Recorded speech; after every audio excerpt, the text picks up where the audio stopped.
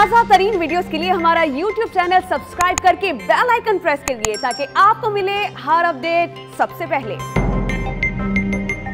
अभी आपको बताएं, डीजी हेल्थ सिंध ने मुलाजमीन की छुट्टियां मनसूख कर दी हैं। ईद उल अजहा की तातीलात में भी काम करना होगा। बात करेंगे डॉन न्यूज के नुमाइंदे सैयद वसीम से। वसीम बताएगा डीजी हेल्थ का इस मौके पर क्या कहना था?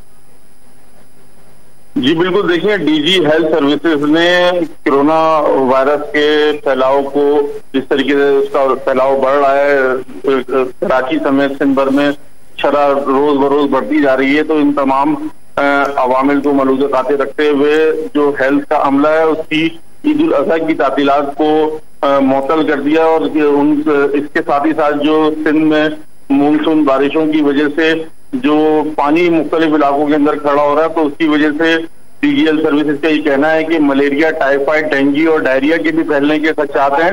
तो इन तमाम चीजों को मद्देनजर रखते हुए हेल्थ सर्विसेज के जो स्टाफ है उसकी छुट्टियां मौखर कर दी गई हैं। और ये साथ में वाजे किया गया है कि तमाम अस्पतालों के अंदर दस्तियाब स्टाफ की जो तादाद है उसको मुकम्मल रखा जाए।